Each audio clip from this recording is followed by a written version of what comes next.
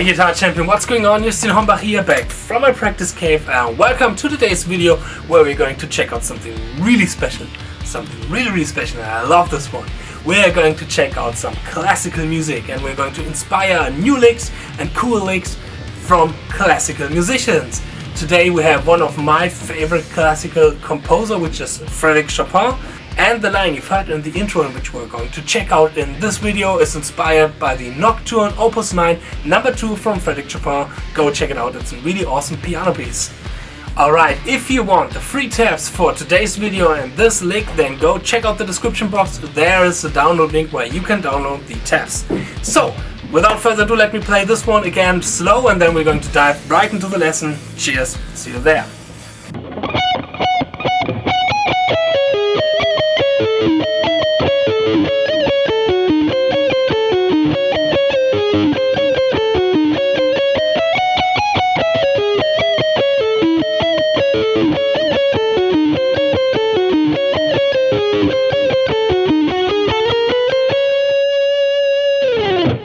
The chord progression that we are outlining in this kind of idea and etude is C sharp minor,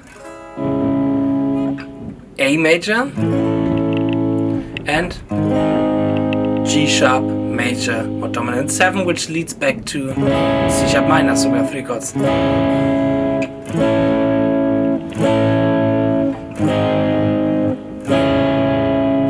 And we are in 3/4 time signature, so we have 1 2 3 1 2 3 1 2 1 2 3 1 2 3 1 2 3 1 2 1 2 3 1 2, and so on.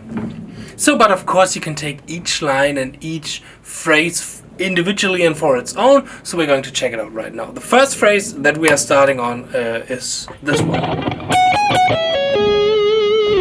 The general sequence for all the phrases are we have 4 picked notes, 1 2 3 4, and 2 sweep notes.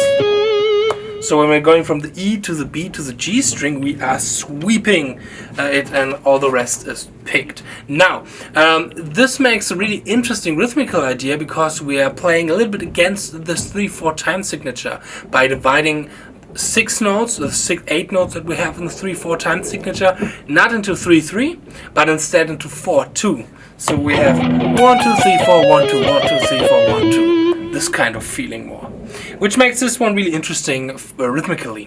So, and here the first shape in frets is we're starting on the E string, 14th fret, playing 14, 16, 14, 12. And then sweeping 14 on the B string and 13 on the G string. Our root note is the C sharp on the 14th fret on the B string. So you can take this phrase and put it to every minor chord or minor arpeggio that you want, but you only have to check your middle finger on the B string. This is the root note. So for example, if I want to play this kind of phrase in E, I could play it here. If I want to play this one in A, I could play this here. Sorry for this little change of view, I had to adjust my camera new so you can see better my fingers instead of my picking hand. Alright, but the picking hand is also really important, don't forget this, but I want to check out what's going on here. So let's continue, this is our first phrase. The first phrase over C sharp minor. The second phrase over C sharp minor goes like this, because we have 2 bars of C sharp minor.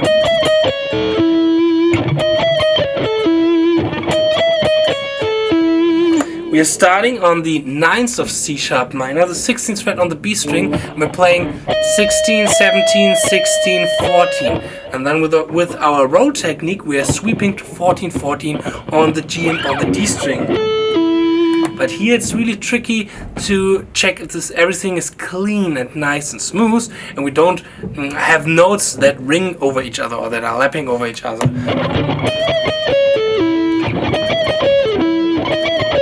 So always be aware that it doesn't sound like this, but more like. So this is our second phrase for the C sharp minor chord. Our root note here is on the index finger on the B string. So again, if I want to take this kind of idea for let's say again A minor, I could play it like this. I only have to check where my index finger is on the B string. Okay, but we're not only having here a C sharp minor arpeggio, we have a C sharp minor flat 6 arpeggio.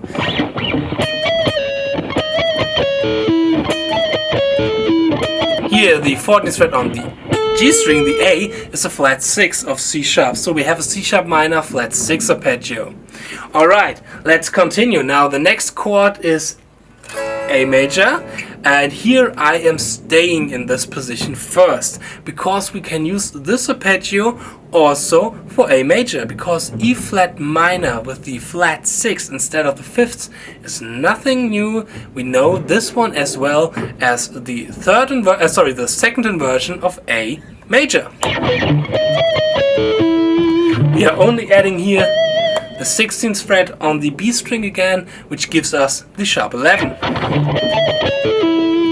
So you can use this pattern as well for major chords with the sharp 11, but you only have to know where a root note is, and in this case it's not the index finger on the B string, it's the index finger on the G string. So if I want to play, for example, E major sharp 11, I go to the E on the G string and play this shape here, or C major sharp 11.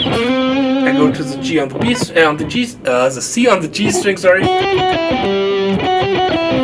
and play exactly this line here to get in C sharp major sharp 11 arpeggio.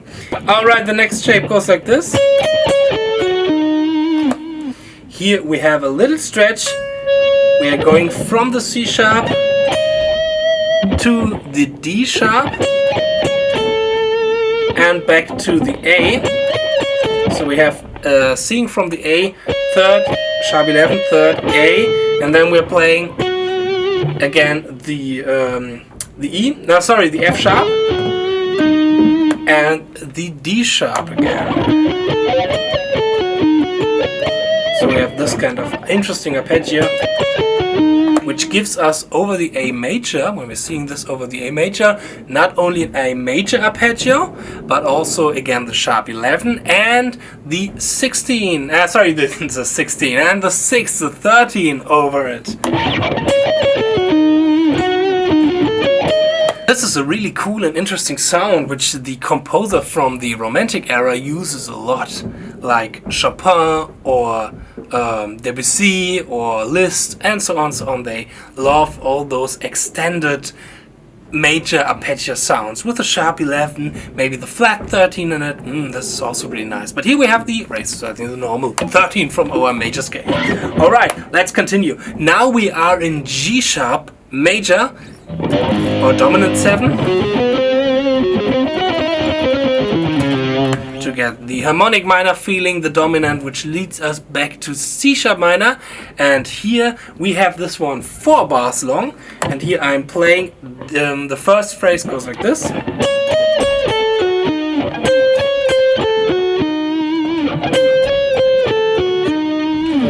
So it's really similar to the A major shape before, but this time we don't have the C sharp and the D, we have the B sharp and the C sharp.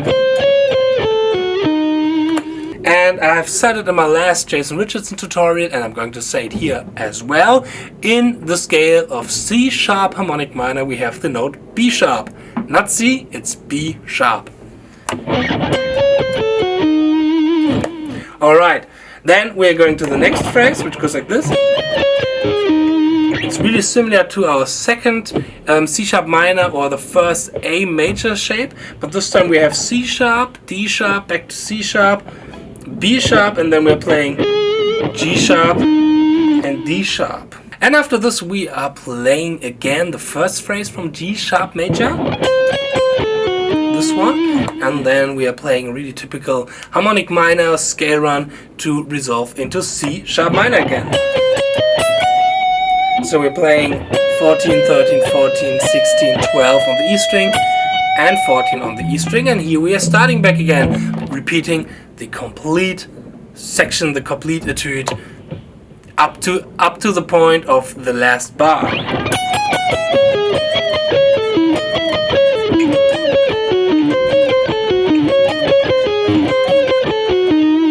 And then we're playing this line.